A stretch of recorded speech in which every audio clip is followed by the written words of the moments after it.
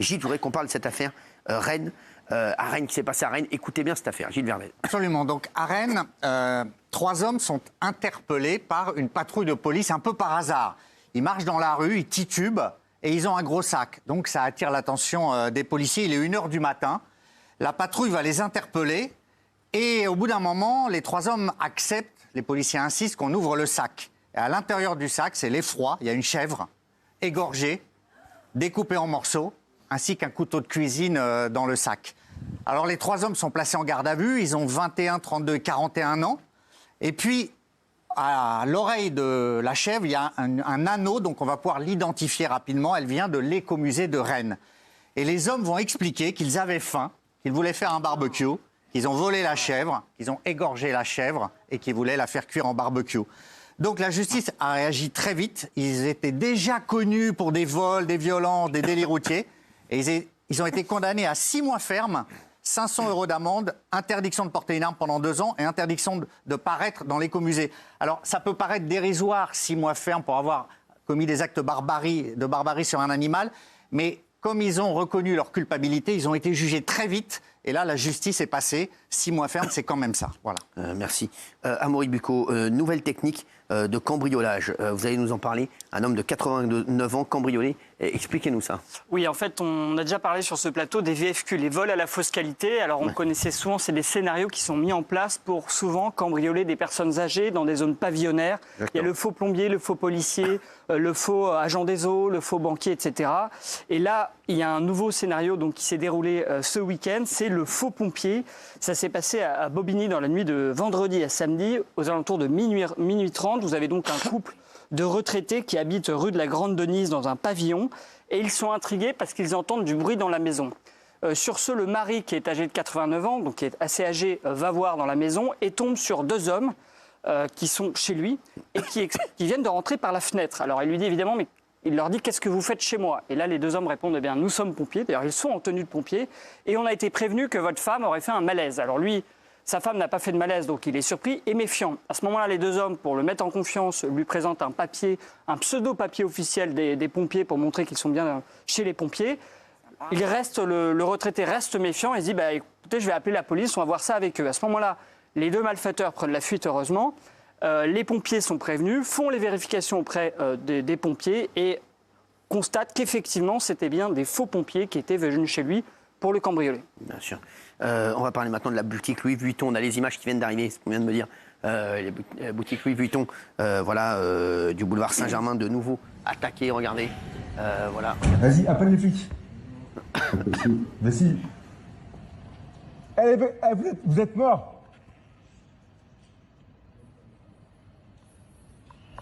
Appelle les flics. Mais si. Mec, ça fait 2 fois là.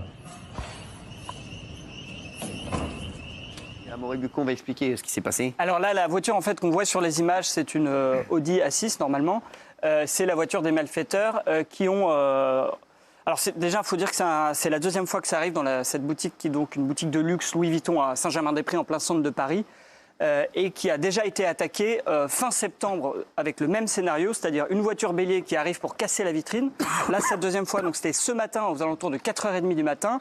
Les malfaiteurs étaient 4, ils brisent la vitrine et à l'intérieur, bien sûr, ils volent plusieurs étagères de produits de luxe. Il y avait un vigile, il faut savoir, dans cette boutique qui malheureusement n'a pas pu faire grand-chose, il a été menacé, il a quand même pu prévenir la police. Et j'allais dire, les malfaiteurs ont eu beaucoup de chance puisqu'en fait, une voiture de la BAC, la brigade anticriminalité, les a pris en chasse. Alors, je ne sais pas précisément si cette brigade anticriminalité était sur le coup pour les interpeller après leur vol ou si elle a été prévenue. En tous les cas, ils ont pris la fuite et ils ont été à ce moment-là pris en chasse par cet équipage de la BAC. Il y a une course-poursuite qui s'est engagée dans les rues de Paris. Les malfaiteurs étaient assez avisés et assez rusés. Ils ont essayé de déstabiliser les policiers en pilant plusieurs fois pour que les policiers leur rentrent dedans. L'un d'eux a même essayé d'asperger les policiers avec un extincteur pour mettre de la mousse sur la voiture et qu'ils ne puissent plus rouler. Et finalement, la course-poursuite s'est poursuivie jusque sur l'autoroute A4. Et c'est là, malheureusement, où les policiers ont perdu la trace des malfaiteurs. Ce que m'a dit une source policière, c'est que le véhicule des malfaiteurs était tellement puissant que celui de la BAC, qui sont souvent des vieux véhicules un peu trop usés, n'a pas pu les poursuivre jusqu'au bout. Et donc, ils ont réussi à prendre la fuite. Mais l'enquête a été confiée à la BRB, la Brigade de répression du banditisme, et donc on va peut-être avoir du résultat par la suite. On l'espère. Un agriculteur placé en garde à vue après avoir blessé par balle un cambrioleur chez lui, Michel Marie. Alors ça, c'est à Montfaucon. Oui. Montfaucon, c'est dans le Gard. On a un couple d'agriculteurs qui sont paisiblement samedi soir vers 20h. Ils s'apprêtent à dîner lorsque l'homme entend, il est avec sa compagne, il entend du bruit à l'intérieur de sa maison, de sa ferme. C'est un endroit un peu isolé, il est chasseur, il a un fusil et du coup il va prendre ce fusil et aller voir ce qui se passe et d'où provient le bruit. Et il se trouve nez à nez avec, il dit un individu, mais ils étaient probablement deux, armés. Et il va tirer sur le cambrioleur qui se trouvait chez lui. Et ensuite, il prévient les services d'ordre, enfin la gendarmerie. Et on retrouvera le voleur blessé sur son terrain.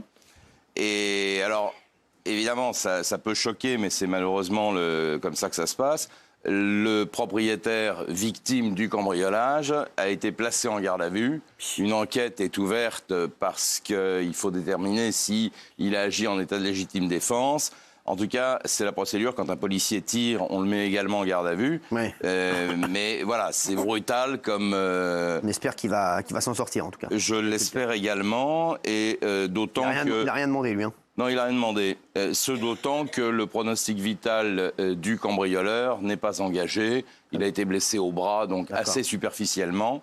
Et lui a été également soigné, puis évidemment fera l'objet d'une procédure. Biglaoui, on a des révélations sur Dalida et François Mitterrand, Biglaoui. Oui, alors ça c'est assez incroyable puisque Orlando, le frère de Dalida, a participé à l'émission Vivement Dimanche de Michel Drucker. Alors Kelly est fan d'Orlando. C'est vrai, mais elle a Je le raison. croise souvent au restaurant et il est trop gentil. C'est un homme charmant. Ouais. Et en tout cas, la deuxième partie de la carrière de Dalida, on lui la doit vraiment à Orlando. Mais surtout, il a enfin confirmé, depuis la mort de Dalida, qui nous avait quittés en 1987, personne n'avait vraiment raconté l'histoire vraiment. Mais pour la première fois, chez Michel Drucker, Orlando a confirmé que l'histoire, la liaison, en tout cas entre François Mitterrand et Dalida, était vraie. Moi, j'ai un peu plus d'infos qu'on n'a pas données chez Drucker. En fait, ils s'étaient rencontrés en 1971 à une des fêtes de la Rose du Parti socialiste, à l'époque, pour Gaston Defferre, qui était à la mairie de Marseille à l'époque. Et donc, c'est une vraie histoire. Ils ont une histoire d'amitié qui a tourné à l'amour plusieurs fois. Ils se voyaient en cachette. Et grâce à elle, je vous signale que la rue d'Orchamps à Paris où habitait Dalida, qui était une rue sombre de Paris, très sombre, et grâce à la venue du président Mitterrand, qui allait comme ça le soir retrouver Dalida pour aller dîner et plus, eh bien, ils ont éclairé la rue, parce qu'ils ne voulaient pas qu'il y ait un attentat contre le président. Ah ouais, fort. Donc, ils ont éclairé toute la rue d'Orchamps à Montmartre. Incroyable. C'est pour ça que les voisins étaient très contents. On avait éclairé la rue, parce qu'ils venaient voir la dame au bout de la rue. Et quand ça s'est fini, ils ont éteint Non, c'était l'inverse. Expliquez-moi tout ça, là. Oui, non, mais c'est l'inverse du président Giscard d'Estaing quand il avait une liaison avec une célèbre actrice qui habitait boulevard de Courcelles. C'est qui L'histoire, on la connaît. C'est la célèbre Marlène Jobert, entre autres. Et il se trouve que... alors là, il faisait l'inverse. Il était président. Il retrouvait à ce moment-là Marlène. Et alors là, il dévissait les ampoules. C'est pour pas qu'elle s'éclaire, parce qu'elle était à un étage au niveau du lampadaire à Paris. Et alors ça éclairait l'appartement. Donc là, par contre, ils avaient ordre de dévisser les ampoules pour pas éclairer l'appartement et surprendre le président qui, en sortant un jour de chez elle, l'histoire est très connue, il est rentré dans le laitier qui livrait le lait le matin. Non, cette histoire. Ah merde, d'accord. C'est bon, on s'en fout. Ok, merci Valérie Benaïm. Très à cheval sur tout. Oui, mais il a toujours nié cette histoire. C'était pas le laitier, c'est bon, merci. Kylian Mbappé. Là, maintenant, c'est le cauchemar sportif pour Mbappé. Alors, samedi soir, il joue avec le Real Madrid. Mais de toute façon, il va jouer parce que tout le monde est blessé. Hein. Voilà. Rodrigo est blessé, etc. Donc. Absolument. Donc, il joue avec le Real Madrid. Ils ont gagné 4-0. Vinicius a marqué 3 buts. Lui, il a été nul. Mais le pire est après le match. Il sort du terrain, tête basse, et il file directement au vestiaire.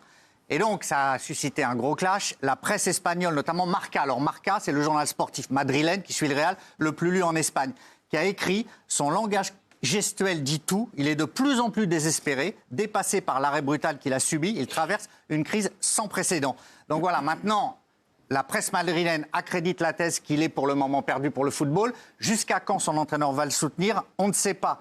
Ils continuent et ils disent « La décision de Deschamps de ne pas le rappeler et l'affaire extrasportive avec Paris n'aide pas un joueur arrivé au Real après une période très difficile. » Donc, ça ne va pas du tout. Il y a également des questions sur son entourage. Alors, est-ce qu'il écoute encore son entourage? On a l'impression d'un homme perdu, peut-être en dépression.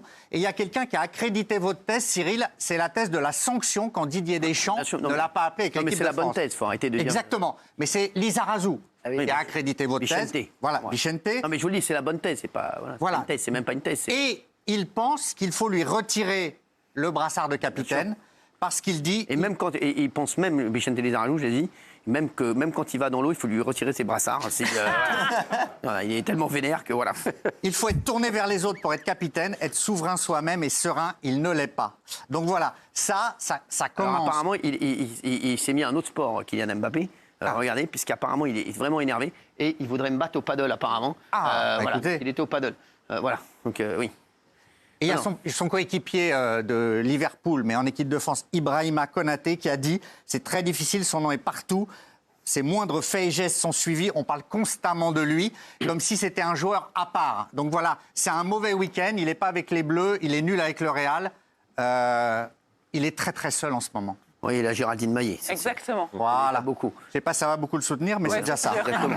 C'est pas grand-chose. Elle a fait mourir le vaccin. J'espère que voilà, on n'aura pas de mauvaises nouvelles. Non, mais c'est bizarre quand même cette manière qu'a Gilles de se réjouir du fait que Kylian Mbappé Il se traverse réjouit- une j'ai mauvaise l'air- passe. j'ai pas du tout les Il se raisons. réjouit pas du tout, il donne juste des infos. si, Vous verrez hein. quand vous aurez des infos, vous les donnerez comme Gilles. Pour Pas du l'instant, tout les raisons. pour l'instant, Bah, vous si, donnez, hein. vous donnez T'arrêtes votre pas de avis. dire Et qu'il je défendrai est, toujours il y a Gilles un Verdez. cauchemar. Oui, mais non, mais c'est bon, on n'est pas là pour donner son avis. Bah non, mais S'il vous plaît, je dis respectez Gilles Verdez qui fait un travail exceptionnel. Bah Et je suis d'accord non. avec lui sur 90% des L'année choses. qu'il dernière, dit. ça a été meilleur buteur de Ligue 1 quand Oui, même. bien Oui, sûr. l'année dernière. c'est déjà pas mal, hein. Vous risquez pas d'être la meilleure buteuse de TPMP. Merci. Bah non, c'est Michel sûr. Marie. Je voudrais juste ajouter Ça n'a pas de rapport. que pour l'instant, Bah, je on n'a toujours pas de nouvelles Concentrez-vous sur d'une vous. éventuelle mise en ouais, bah non, examen, on va parler de Gilles d'une Verdez. ouverture Excellent. d'enquête. Bah non, Aucune nouvelle de Suède. Aucune Merci. nouvelle. Aucune nouvelle de Suède. Merci.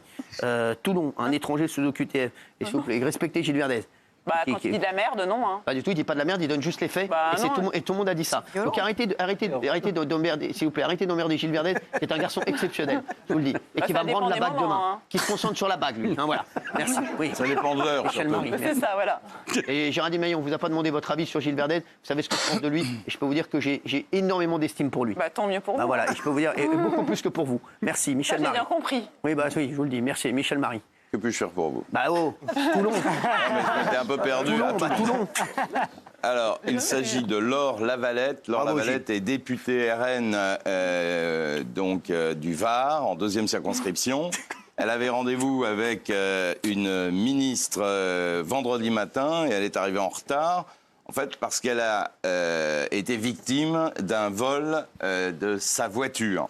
Et la scène est assez pittoresque. C'est la BAC, la Brigade Anticriminalité, Oui. qui est prévenue de ce qu'un roulotier est en train de casser les voitures. La BAC intervient et interpelle un individu à l'intérieur de la voiture donc de Laure Lavalette.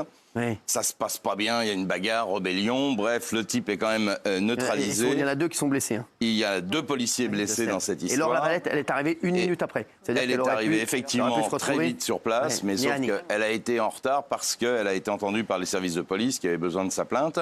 Et il Non, non, mais s'agit... non. mais l'individu Oui. a été interpellé. Oui, mais à une minute, elle se retrouvait dans la voiture en face de Ah lui. oui, tout à fait. Exactement, oui. Oui, tout à fait. Et donc, quand il est interpellé, l'individu est caché dans la voiture en train de fouiller. Et alors, il pique des mégots, il pique des pièces de monnaie. Enfin bon, c'est un. Et alors, il s'agit d'un Algérien en situation irrégulière qui est sous OQTF. Et pire encore, il était frappé par une interdiction de revenir en France, ce qui veut dire qu'il a déjà été expulsé. Il a déjà été expulsé. Et il se trouvait une fois de plus donc sur le Pas territoire l'une, c'est français. l'autre. Et il était Oui. sous OQTF. Merci. J'ai Oui. fini. Ouais, merci, excusez-moi de vous avoir dérangé. Tiens, alors là, Biglaoui et Gilles Verdez. Gilles Verdez, écoutez-le, hein, voilà. Écoutez, voilà, lui, on a des infos. Pierre Palmade. Qui commence Bah, Biglaoui, allez-y. Gilles. Ah, Gilles, allez-y. Et Biglaoui Donc- continuera. Oui, il y avait hier dans l'émission 7 à 8 le témoignage des victimes de l'accident de Pierre Palmade. Alors ces victimes, on en a beaucoup parlé ici. Il y a donc un père de famille qui a témoigné à visage découvert et qui a donné des nouvelles extrêmement dramatiques de sa santé. Parce qu'il dit que quand il essaye de marcher, il a des plaques dans les jambes que ça lui fait tellement mal qu'il ne peut pas marcher. Il dit qu'il a un traumatisme. Il dit évidemment qu'il s'inquiète également pour son fils. Son fils n'a jamais pu reprendre ses études. Il a redoublé son CE1. Il a des cauchemars. Et la maîtresse dit qu'il fait des crises de panique. Il donne moins de détails sur la maman qui a perdu son enfant. Mais globalement, eh bien, ces gens sont dans une situation compliquée. Il y avait Mourad Batik, qu'on reçoit souvent ici, qui parlait. C'est vrai que Pierre Palmade sera jugé à partir du 20 novembre. Leur avocat. Oui. Pierre Palmade sera jugé à partir du 20 novembre. Et il risque 14 ans de prison et 200 000 euros d'amende. C'est le risque maximal. Voilà. Donc, les nouvelles des victimes, effectivement, le père de famille dit « je veux qu'il paye ». Parce qu'il a détruit notre vie, Et lui a eu de multiples opérations partout et ça ne se rétablit pas. Voilà. Aucun des trois, depuis l'accident, aucune des trois victimes ne va mieux. Soit physiquement, soit moralement. Voilà. Donc, j'attends vraiment, j'allais dire désespérément, le procès pour que Pierre Palmade paye. Des infos. Et peut-être une info pour... c'est-à-dire qu'en fait, Pierre Palmade retravaille, ce qu'on ne sait pas encore, depuis à peu près une petite année, puisqu'il écrirait, je dis bien au conditionnel, il écrirait des sketchs pour des nouvelles générations de comiques, mais pour certains grands comiques. On n'a pas les noms, évidemment. Sous pseudonyme. Sous un pseudonyme. Sous un pseudonyme. Donc ça, c'est important parce que... Il a le droit, non? Pardon? Il a le droit. Il a le droit complètement de travailler, bien sûr. Il a le droit, ce qui va permettre peut-être de payer aussi les dommages et intérêts, à ce moment-là aussi, qu'il va devoir à l'issue de son procès. Okay. Et puis, toute dernière info qui est liée à Pierre Palmade, c'est Véronique Sanson, son ex-femme. Bien sûr. Je le sais parce que je connais un journaliste là-bas à La Montagne. Véronique Sanson s'est confiée à La Montagne, pas sur Pierre Palmade. La Montagne. La Montagne, le journal La Montagne. Ah, je croyais à 1800 mètres. non. Oui. Et il se trouve que sa chanson Baya, qui est un énorme succès à partir de 1972, elle a été faite pour qui cette chanson? Un de ses fiancés qui avait échappé à tout le monde, Nino Ferrer. Ouais. Elle a eu une histoire d'amour. Alors c'était entre eux. Elle était à ce moment-là. Non, avec Pierre Palmade. Eh ben, parce que Véronique Sanson, c'est son ex-femme. Oui, mais alors. Pierre Palmade. Mais moi, j'essaye de. Ma mère, elle a vendu des confitures. C'est pas parce que pour ça que c'est bonne maman. Non. Mais j'essaye de refaire la traçabilité des amours de Véronique Sanson. Oui, mais alors. Donc on a Michel Berger, qui était son grand amour. Oui. Elle a eu Nino Ferrer entre deux, qui avait quitté Brigitte Bardot pour se mettre. Justement. Ouais, mais lui, il est tout le temps en train de chercher Mirza, c'est insupportable. C'est ça. Et puis après, elle a quitté finalement Michel Berger pour partir avec Stéphane Steele, qui est le père de son fils. Mais alors c'est des amours. Non, mais c'est intéressant toujours de savoir le chemin amoureux des gens. L'info sur Pierre Palmade. Il faut pas regarder les dates. Pierre Palmade, c'est quoi? Le lien, c'est entre Véronique Sanson, qui a été mariée, je crois, 4 ou 5 ans avec Pierre Palmade. Ouais. Oui. Et qui défend toujours, en tout cas, Pierre Palmade dans tous ses faits divers. Voilà. Mais je voulais vous remettre un peu du sentiment au milieu. C'est important. Il y a des gens qui disent merci à eux sur Twitter. Cyril, toutes les infos que tu as données depuis le début sur Kylian Mbappé sont vraies. Merci à toi. Et demain, vous préparez des infos sur Kylian Mbappé. À demain, monsieur.